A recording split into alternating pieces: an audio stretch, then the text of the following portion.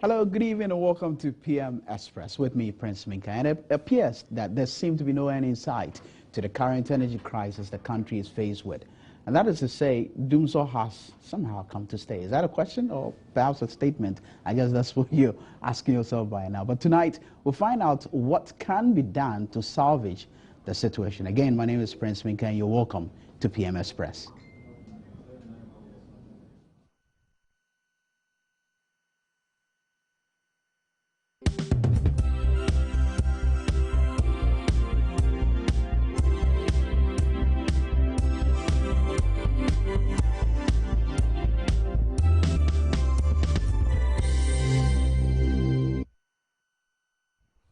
Hello again. Now, tonight I have with me in the studios Edward Barr. He's communications consultant for the Energy Ministry, and he's there, right there. Good evening, welcome.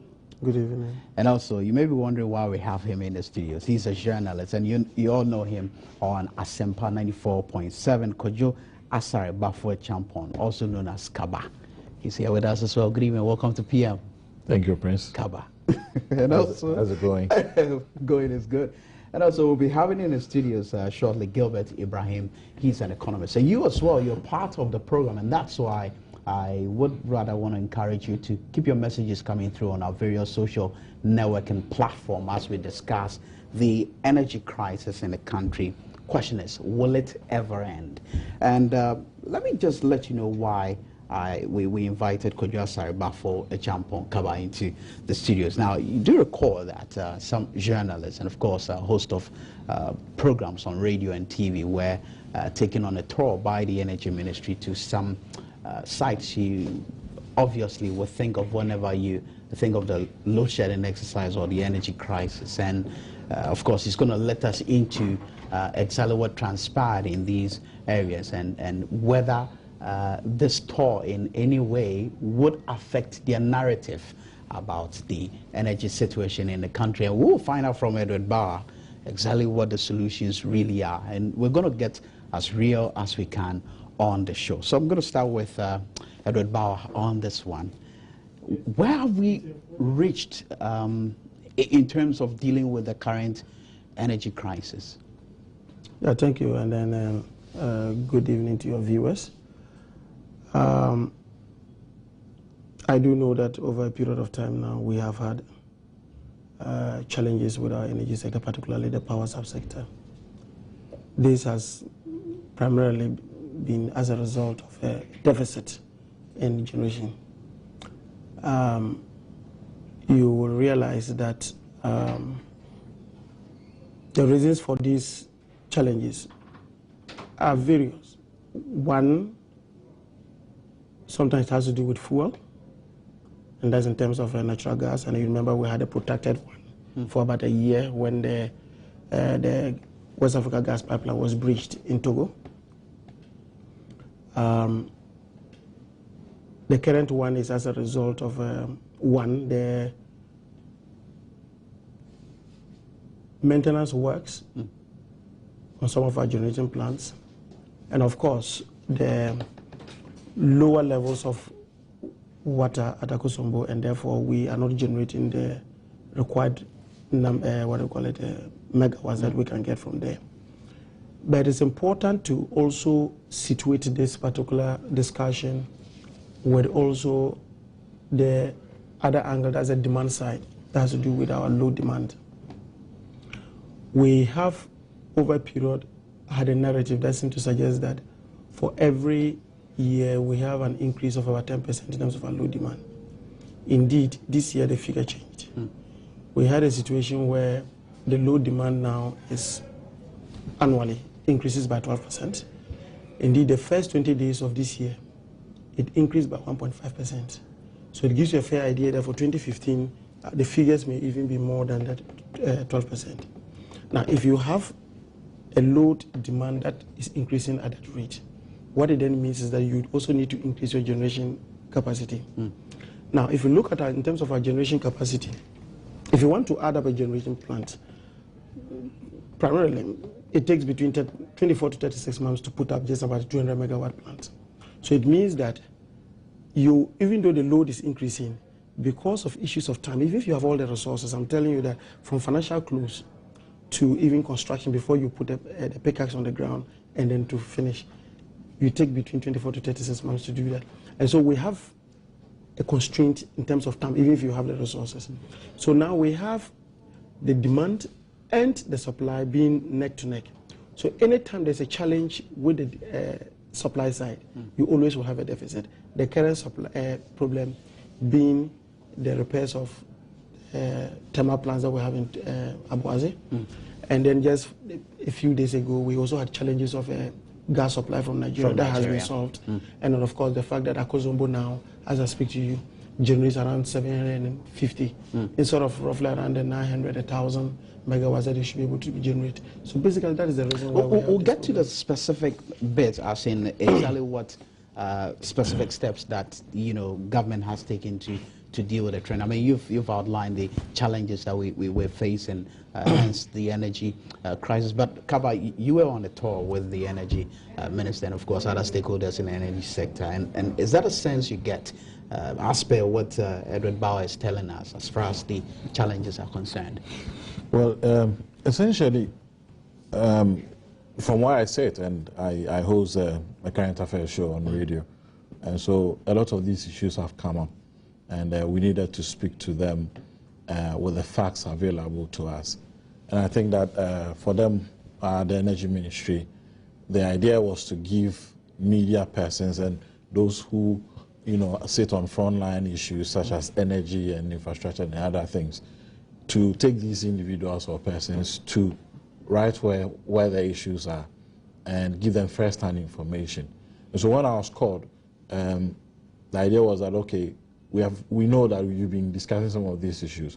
We know that, yes, you understand some of these issues, but it's also better, and so you'll be better informed if we take you to the site where the point of action is actually taking place. So when we were called to go, I thought that it was good. It was an opportunity for me to get out there, understand at first hand essentially what are really the issues that are involved. So the trip, I would say, was worth a while. So you saw things for yourself? Oh yes, I mean, I have friends across. People, we get information from VRA, from the Energy Commission, from PRC, wherever.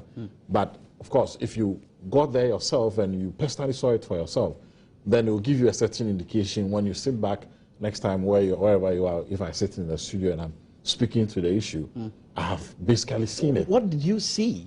Has it in any way changed your narrative? I mean, comparatively to not essentially, Yeah. because the basis of it I was already aware, because I knew that Akosombo really, as it stands now, couldn't produce as much as I were expecting because of low inflows from upstream that has really reduced the levels in the dam or the reservoir. I also knew that when you got to Abuaze, even before I got there, that two of the plants were under refurbishment. Some turbines have blasted some time ago. I've spoken to some of these matters already on radio, so I knew it. But at first hand, when you saw it, then it will have a certain impact on you, and I'm sure that we get along. I also knew that Asogli was down because we're not getting gas from Nigeria. You understand? So, well, maybe you say that. Was it evident? As in, it was evident when we got there. The plants were down. Steps that are supposed to be taken to deal with all these challenges. Was it clear to you that certain actions were being taken? I think certain actions were being taken, but if you ask me, I think I would say that the steps could have been quickened a bit better than we are doing it now. I'm sure that when we get to the details of it, we'll speak to it. But essentially, for example, we have always known that the standard cubic meters of gas we get from Nigeria has never gotten to the volumes that we want. We have always known that. We have triggered the force, what do you call it? Force measure? Yes, we triggered that step once. We've taken $10 million out of it. We are yet to take the final one. If we do, and it means that we are almost gone in terms of the agreement that we have. We have always known. And I think that that's why government decided to build this Atuabo gas plant, but we have had challenges with Atuabo. So essentially, if you put it all together, we know what we are supposed to do.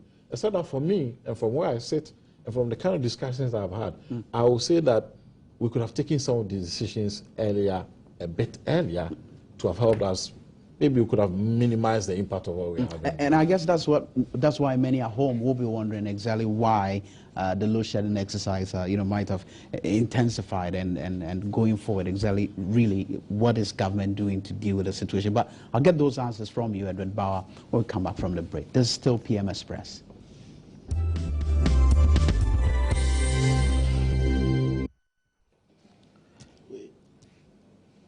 Hello again, welcome back. This is still PM Express here on Joy News and Multi TV, and keep your messages coming through on our various social networking platform. And we're still discussing the energy crisis in Ghana. Is there really a solution, and is it going to come anytime soon? And before we went on the break, that was the exact question I was going to put to Edward Bauer. But let me just introduce in the studios Gilbert Ibrahim. He's an economist, and he just joined us. Welcome. Thank you. I'll come to you and we will look at the economic implication of the energy situation. But coming back to you, Edward Bauer, and we'll look at the solutions and what you have, say, under your sleeves for the people of Ghana. But before we do that, I mean, recently we heard of the load shedding exercise and the fact that it has intensified. Now, reasons given was that there was a labor unrest in Nigeria, and for that matter, gas supply had ceased. And here we are, timetable was issued just when the labor unrest was over in Nigeria. Now, how do you reconcile that with your willingness to deal with the situation? Yeah, I think that in my earlier submission, I did indicate to you that before the labor unrest, there were already challenges that we're having. TAPCO, for example, had a challenge because of a compressor problem, and so we had about 150 megawatts that was out of the system. TICO had some vibration issue also that took out another 110 megawatts. You had one turbine not working in Akosombo, and that was 150 megawatts. And so even before the curtailment of gas supply to Ghana, we had these challenges. But how would you say that you had gotten the people of Ghana to appreciate the situation as you're putting it? No, I think because the major reason that was given, as far as the load shedding exercise is concerned, was the labor unrest and the gas supply from Nigeria. No, I don't think that would have been the major reason, because I think that I'm one of the people who speak on this particular issue, and I'm not too sure I've ever given that impression that it was that. We did indicate that the load shedding was going to intensify. Intensification simply means there's an existence of something before that happens. And it was just because with the curtailment of gas, we had other plants that were simply going to be shut down because there was no fuel to run them. Asogile was a typical example. And that's what Kaba was talking about when he indicated that, for example, he was aware of the fact that Asogile was down because of lack of gas. And really, when we got there on Saturday, they were not working. So, and already they had been plans, and this is an issue that I think that, you see, sometimes maybe the timing of even the load shedding program that was issued, I think yesterday was yesterday. The timing itself created a wrong impression, and I can understand, and I can appreciate what people say, because we already had a load shedding going on, and there was no plan. And indeed, why was it so? No, you see, the reason was just because of the fact that sometimes, you see, to make a load shedding schedule, you need to know, basically, there must be a reconciliation between ECG, GridCo, and VRA on the quantums to use to do the plan. Whether you are using 200 megawatts, you are using 300 megawatts, you are using 400 megawatts, because each of them has an implication on the plan. Now, if you remember, on the 17th of September, when the minister had his Meet the Press series, the ECG MD, in one of the, responding to a question, indicated that we had a meeting, and the meeting was fine. We're going to use an average of all the various amounts that we shared on daily basis. On the basis of that, we use that, at least people will have a fair idea. Because I can understand that, look, people, yes, can take it if you say you are shedding load, and therefore they will not get load. But what they cannot take is that when you don't even give them the opportunity to be able to plan their own lives, then they become, to a very large extent, very vulnerable to even you yourself. Because if I know that I'm supposed to go off, say, X time, if it is that I have to help kids do their homework before the lights go off, that will be done. If I need to do some ironing, I need to do some heating and what have you. But if I don't know it, then it means that I'm so dependent on you, and to the extent, I mean, and that's very bad. So do I take away that there was some sort of pressure from government on the electricity company of Ghana to ease you out the timetable, load shedding timetable? No, to say pressure. Hence that no. To say pressure. No, I was just telling you that one of the challenges was just because when ECG needed to ascertain what was the quantum that they needed to use to do the load shedding plan. So basically, now just at the time, and you see that's what I'm saying, the timing. Just at the time they were ready to do that, then you had the union unrest in Nigeria. So it meant that they now needed to factor in another 250 thereabout megawatts to Prince, if I may, sometime, I think today is Tuesday. Yeah. On Friday, I spoke to the PRC, and the timetable we have today, as was produced last night, was virtually out of compulsion. They were forced. It was an order from the PRC to the ECG to publish the timetable. That's just a fact. And I was also going to link it to the fact that a number of consumers were asking for the timetable. Was there pressure on the ECG? I don't speak for the PRC, and you do know that they are supposed to be the regulators when it comes in terms of tariff issues. And so I don't speak for them, so I will not be able to say. But was there any pressure on the ECG? I can tell you that as part of our weekly power subsector meetings that we have at the Ministry of Energy, we had meet and they were already working on the plan. Look, you look at the document that they publish and gives you a fair idea about how sometimes you take in there are issues. We'll come to that. Sometimes even with that guidance, you can't even appreciate what the whole document is about. So it was done in a haste? No, it was not done in a haste. Normally, it is they try as much as well to find a way that, look, after you have done the plan, to what extent can we make sure that people understand it? So there will always be revisions of the strategy, the type of plan they are using, because nobody goes to school to learn how to come and share load. You know, I don't know whether you get the point I'm making. So you need to find a way. These are all creative measures in trying to allow people to still have control over their lives. That is just the whole idea. And so PRC may be saying something, but what I can tell you is that, yes, based on those particular meetings, the subsector meetings that we have weekly, there was already a plan to bring out this load shedding program. We've done that in the past, haven't we? It's just that in this particular one, and again, sometimes we needed to know the timings. Which plant was coming on at what time, which plant was not coming on. Because, for example, we had T3 having the Unit 2 and Unit 3 working, but so seated because they didn't have gas. You understand? And it runs on only gas. So you had a Unit 2 and Unit 3 sitting down. So sometimes you sit down and then today you have, say, volumes, 60 million standard cubic feet of gas. The following day you have this. For example, I'll give you a typical example of the day the gas started coming to Ghana. You know how much we got? The Saturday. You know how much we got in Ghana? We got 143 million standard cubic feet of gas, more than the contractual volumes. How much is supposed to be? We're supposed to be getting 123 million standard cubic feet of gas. But this we knew was just a flash in the pan. Obviously, we were going to go back, and actually we've gone back. But I'm just trying to tell you how erratic the volumes are. So sometimes those ones also tell us the amount of power we produce. And so, yes, there may have been a delay, and I will need to concede that. There may have been a delay in that. But ECG was not pressurized. It's just that they were also planning, trying to be sure that they I think that's also quite unfair, because I also spoke to the ECG. Yeah. I spoke to the PRC on Friday. The point was this, you have told just a bit of the story, because what the ECG said at the time I spoke to them on Friday on radio was that, and essentially it's just part of what you were saying, that they weren't too sure as to how much of power generation that they were going to get from the independent power producers, VRA, and then going through GridCo, and then they selling to the consumer. So the point was that they wanted to study and be sure of how much that was supposed to come in, so they will be able to plan.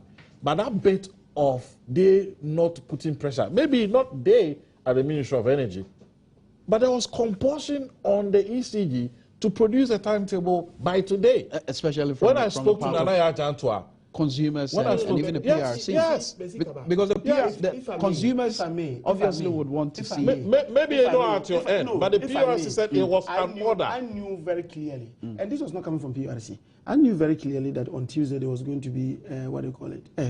So on Monday there was going to be a load shedding. The load shedding Are you timetable. suggesting that it was the energy ministry that told the PRC to give that order? No, I'm saying that, you see, saying? that's why I'm making the point that to a very large extent, I would not be able to speak for PRC. But actually, I can speak because of ECG, because ECG works under the supervision of the Ministry of Energy, and therefore I knew that for a fact. But I'm saying that it is possible that PURC India, from where they sat, and the fact that, remember, they are supposed to balance the interests of the producers and the consumers. And so by their role, I mean, it wouldn't be out of place if they were to come and tell ECG that, yes, we need you to publish that. That I don't know, but I'm not seized with those facts. All I'm saying is that based on what we were doing, we knew that there was a plan to bring this thing out on Monday. It's just that it coincided with the time when we were I doubt if it was very well. I doubt that very much. Before I bring you back in, and before I bring you back in, let me go to Gilbert Ibrahim, because we certainly would want to know, what the implications are. Are we going to see a situation where industries are going to suffer more, and I mean, we're already talking of the economic squeeze and all that. Isn't it obvious? I've got that's a rhetoric question. This guy has been speaking, I mean, of course, when we have erratic power supply and this load shedding, it definitely will affect industry and affect the macro performance of the economy. The only fear will be the minimal gains we're beginning to achieve at the macro level. The possibility of eroding it are very high. So, but then, looking at it, where we are today, obviously they've talked to the issue perfectly, and I think that building to avoid such challenges in future, it's core here. And whatever we do now, and looking around and getting and picking information regarding what we're building, I mean, it might not be as fast as we would want, but at least there's a commitment to build the capacity so that in future we might not have this. And if we would have to push government to speed up, that is where we should go, so that we don't have this again. It's been happening since when? We know 1990, whatever, to 2000, thereabout, and yet we are still here. But then, it doesn't mean government is not also doing anything. You and I know, get out there and look at the rate of development. We have not looked at the demand aspect of, because whatever that is provided, it's been provided, it's been added on. But it turned out that I just discovered that the rate of the demand for the power is higher than the volume it produces. And so the excess, the generation capacity for reserve will have to also be used. So when we get to crises like this, then there's a challenge. There are those who also say that, I mean, the way we plan our cities also has got, it's a major contributing factor. Because we have industries situated in residential areas, and so distribution becomes a bit difficult. That will mean that if we have to get things right, then the local authorities, that's the district municipal assemblies, MTT, should you work with this, and that is where the national data is very core. So you're able to tell the volume of housing for domestic, industrial, and permit, and from those permitting, you're able to tell. And based on that, you can estimate the demand. Then the supply, possibly, you know what you are required to produce to meet that. And that's very important. Now, where we are reached at the moment, clearly, productivity is going to be affected and cost of production is going to be affected. And some people will go to work and will not have anything to do. And it's going to affect from the small scale, medium scale, large scale, and huge industrial. It's going to affect everybody. And just imagine at a small scale, you go to open your shop, and the whole day you cannot make sales, and you go back home.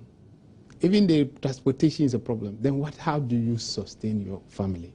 This is the impact it's going to have. And it's going to put anxiety it will raise the level of anxiety in the system and the pressures that comes on the system. And that's where the panic starts again and the stability of the economy. You see, usually when the panic starts and you don't manage the information, at least to restore hope and confidence in the people regarding development efforts, then it develops a level that we all will get back to singing the negative songs again, which I'm not too comfortable with them because there are challenges. Yes, and I'm glad you mentioned anxiety and panic because, Kaba, I mean, you and I, we've been reporting on a number of promises made by political heads in this country that the load shedding exercise is going to end and all that.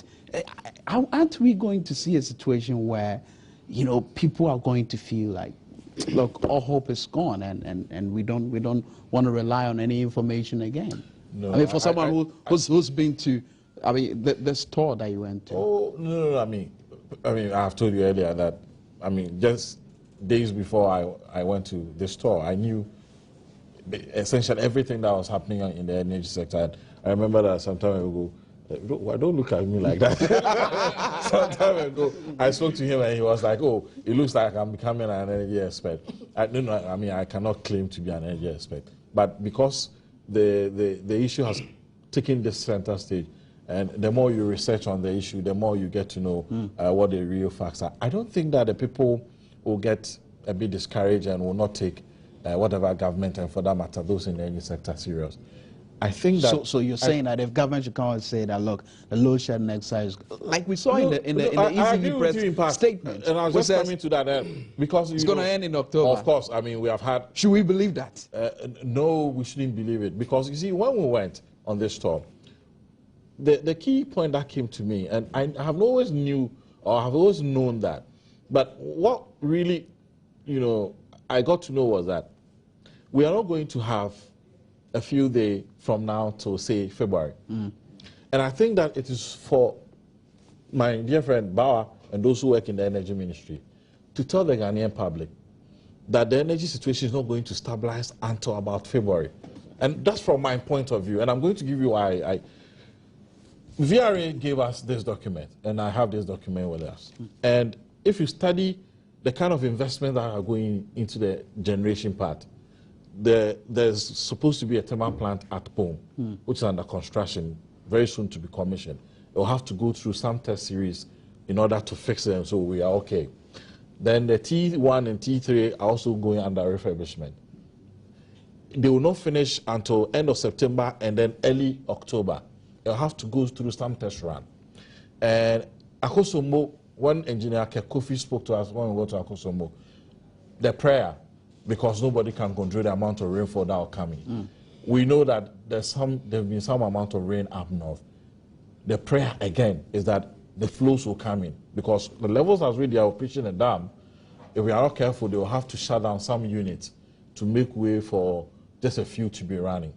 So when I put all these facts together, it tells me that from now to December into January and February, we are going to be in this situation. And I think they should be telling the Ghanaian people that that is the situation that we are in now, so that they will be able to carry the people along. If you don't give them, I agree with you, we have had a lot of promises. The president himself, he's promised about not once, not twice, about thrice. Exactly. And politicians, I think they should take themselves out of this matter. In 1998-99, we had it in this country. By 2006, 2007, we had it. So the NDC have had their fair share of power outages and doomso. The NPP also had it. Unfortunately, the NDC have come to meet again in 2013 because, you know, mind you, this has run from about the late 2012 into what we have now. What it tells you is that as a country, we have not planned ahead of the kind of development that we're having now. So they should take these politics out of it. Okay, essentially, you say, there politics. It is now time for the ordinary man to say that, okay, the NDC have had their fair share, the NPP have had their fair share. It is now the Ghanaian public problem. It is a Ghanaian problem. The promises, they should let the engineers be talking.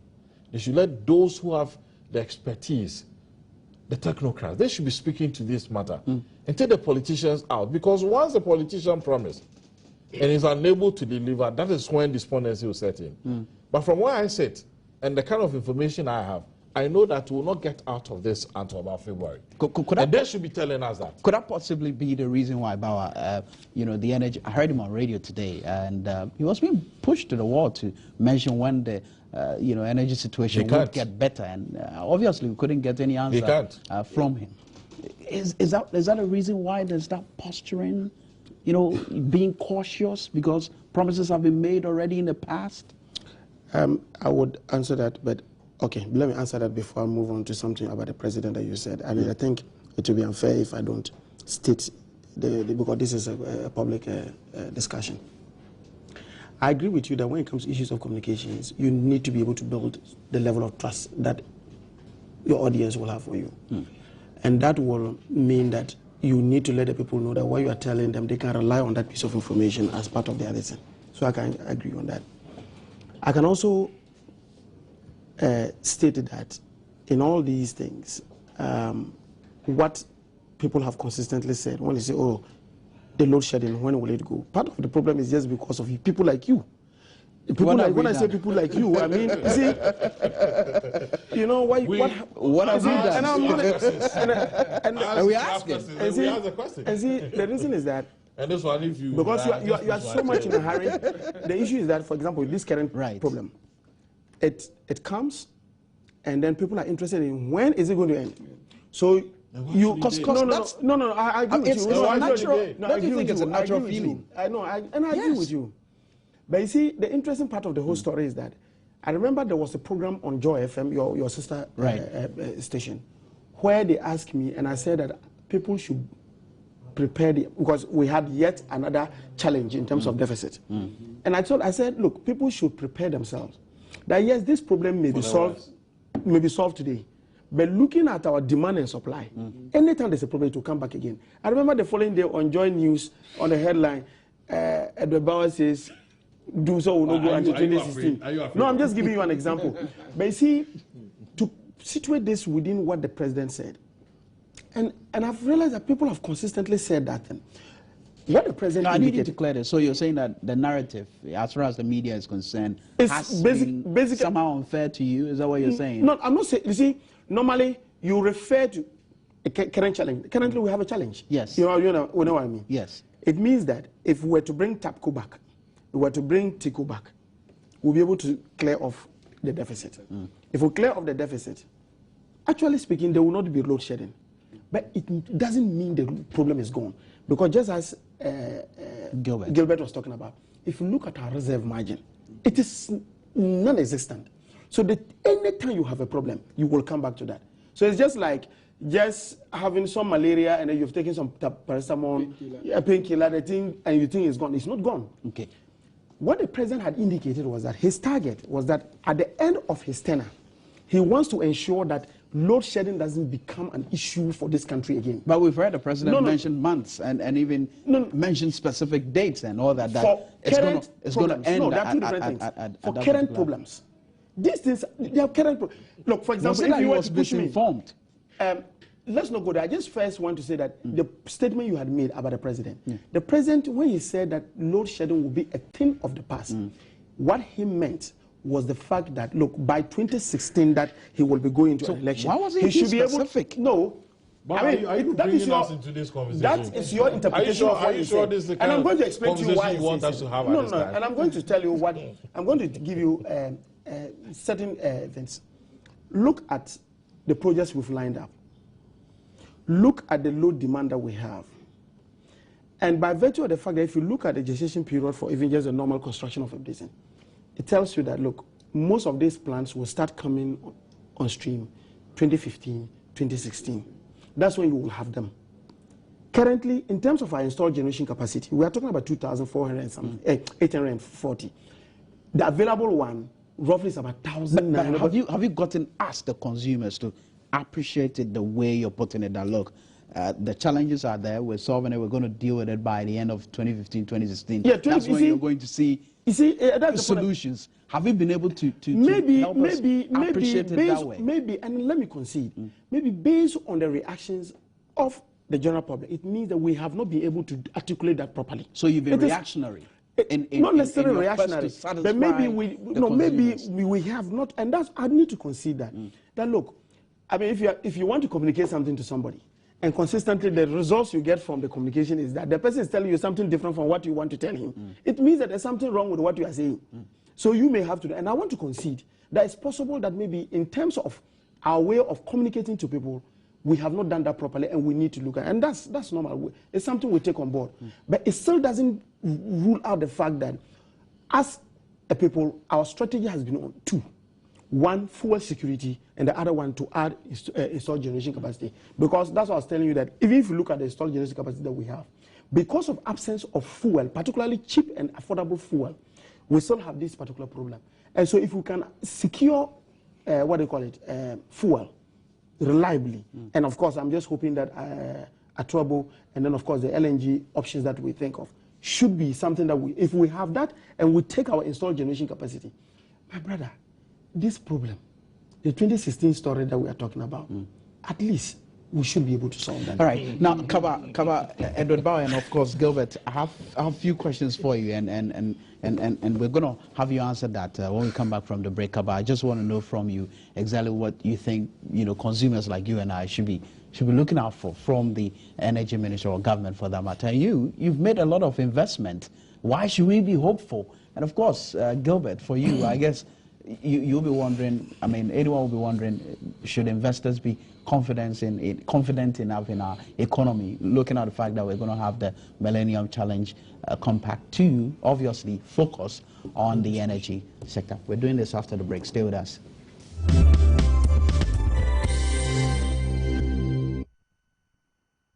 Hello again. This is still PM Express here on Joy News on Multi TV, and we're asking the energy crisis in Ghana, will it ever end? And that's what we've been discussing so far. Keep your messages coming through on our social networking platform, and certainly we'll share them with the rest of the world. And before we went on the break, I had put some questions to our three guests here, and I'll start with you, Gilbert Ibrahim, on this, because we're looking at the Millennium Challenge Compact 2, which focuses on the energy.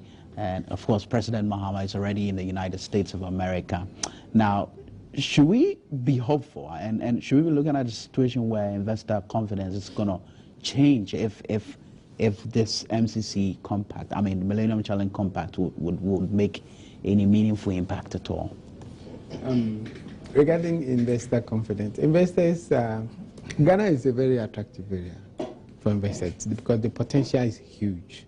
Even when you look at our indicators, I mean, growth potential is higher than the actual by all standards. And then if you look at the level at which production will go on, and let me just put it like the potential will go. The investor confidence will be there. You remember, know one thing, that investment, they say, is a coward, and usually we'll run away from where issues of insecurity. But in terms of security, Ghana is very secured. And then when it comes to levels of risk, Ghana is a bit better. But when you don't have power, your security I'm building it. It's not just power, but they look at a lot of other things. And if we look at the market as well, and then look at how the policies regarding repatriation of their profits and gains and other things will all play to determine their goal. Now, come to power. With power, yes, an investor, is a security issue as well. It is, but we look at the potential. What will it be like in 2 years, in 3 years, in 4 years? Will it go worse? And remember, with proper investment, you don't come and look for 2 years, 3 years returns. You want to invest over a period of time. But what's the commitment of the people to resolve that matter? They'll get into that. Now, pick Ghana as a nation. Are we committed to resolving the power problem? Yeah, the speed, we might not like it, we said earlier, but is there any commitment from government to resolve it? It's there, because we have pockets of it. But one of the things let me get there before I complete, I don't get it from, we've had issues with Akusumbo, and it's all about the water. Yes. And it keeps repeating. And I don't know what the engineers will advise government and what they would do, because if it's water, presently, if you, at least news coming from the Boyer through the Volta, coming down. You realize that there's flooding around the area. Meanwhile, the Volta. It doesn't go through the channel. Now, so the one, a certain time, yeah, right? it's supposed to get flow. If there's flooding, then the water is supposed to run down here. Why is the water not getting here? This is what you don't expect the president to leave his office and resolve. And there's an institution that works, and there are engineers who are paid to do this. Can't we harvest some of the water and possibly the rainwater and get it back into it so that the water level will never have issue with water? Because we had it in the 80s, at the 90s, there about 2007, and yet today we still can complain that the water level is going low. Meanwhile, water runs into the country. God blesses us with it, and it gets into the ocean. What are we doing about it? And then when you talk about gas too, I looked at the gas situation, and I said that we should have anticipated that if there's problem in Nigeria, it could affect us. But it didn't show so much until it came up, and then we were now struggling. And it still happen because Nigeria also has a plan to expand, to increase their capacity, and they need more gas. And they cannot give it to us and suffer. So it's possible that the Nigerian gas will still have problem with it, but domestically, locally, what are we doing to get enough gas? But we've heard of alternatives. Yes, you see, these are just other questions I'm mentioned at the media press series. So that means that coal and we will have to get back our engineers to check these across-the-board thing that we don't ever, because it rains every year and the water gets back to the sea. What are we going to do to keep this water so that we never have water? But thinking long term, I mean. Yeah, this is what I'm saying. Because long term, there are people, that's their job. They are paid for it. They're supposed to solve this matter. I think Bawa may be the right person to speak to this issue. But I was speaking to the energy minister some time ago, and the future outline seems to suggest to me that the reliance on hydro is gradually going to reduce, and so the mix is essentially going to be on the other forms, thermal. Isn't that even correct? coal. I heard coal as well. Yeah, what we want to Asogli, the project manager said that by next year they're going to have a coal plant, fired, kind of set at Asogli to complement that of the gas. Yeah. And we've heard the Ghana Atomic Energy Commission also speak that nuclear is also another way to go. For us, how come we're not looking in that direction? For us, all options are on the table, as long as they meet our environmental standards. In terms of coal, you do know that we now have a technology around the clean coal technology. I personally have seen those plants run both in Japan and in China. And it's something, if you look in terms of their emissions, it's about the same level with natural gas that we use here. So it means that it is something that is good. Now, if you look at the hydro potential in this country, actually, the huge ones, pastors who have finished clearing those ones, with the coming of Bui, that ended it. Now, all that we have are just the mini hydros, that like the Palugu and the Hemang, the Juale. These are the ones that you could make, and they cannot give you more than 100 megawatts. So the future, actually, is in thermal and, of course, in nuclear.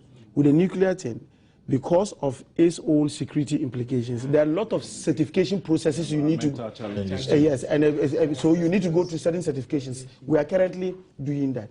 We're currently going through those certifications because it is something we have not ruled out, and we want to rely on that. But I think the very immediate is using the natural gas and coal. These are the two areas we are looking at. If we take countries who fight about it, South Africa, over 90% of their power is generated using coal. Right. You understand?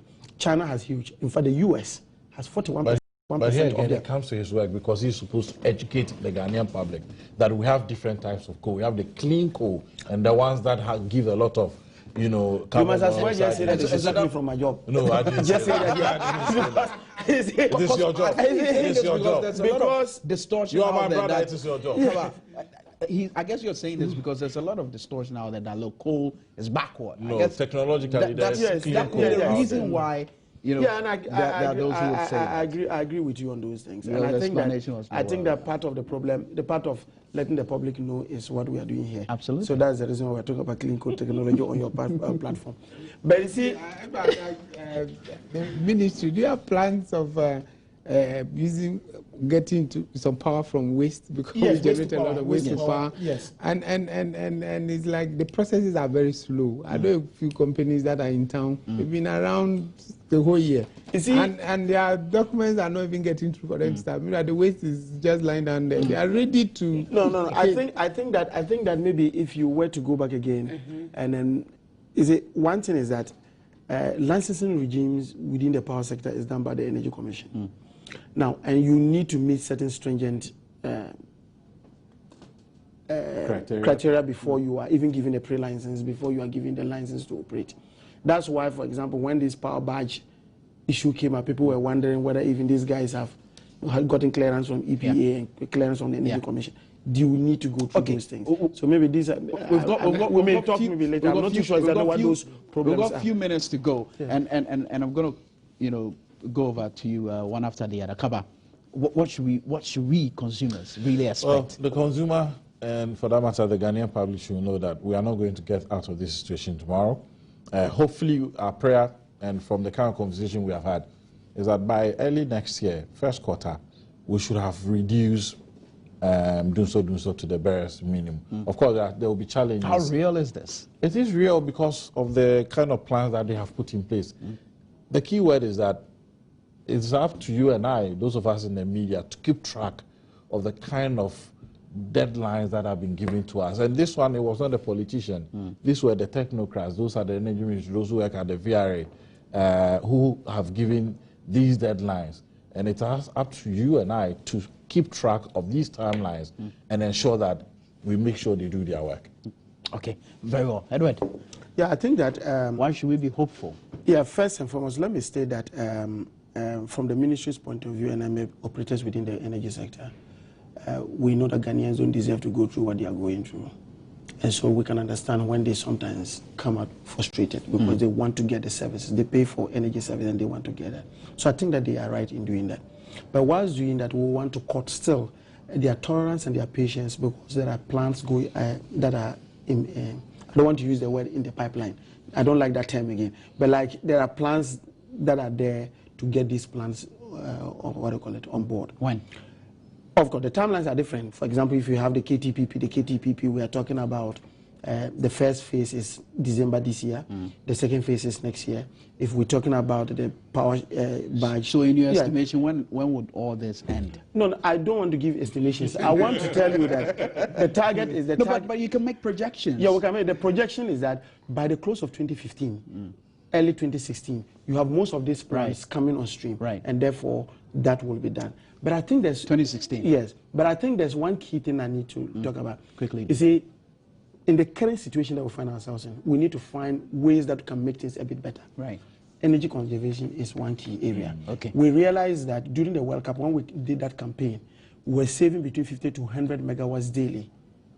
And that can be used and given to other people. Our time is up, unfortunately. Your final words, Gilbert. Basically, the business community should get creative and use it. For example, if you have light throughout the data off at night, you have lights. If I'm an entrepreneur, I'll get my workers to do night. And if that we should be creative.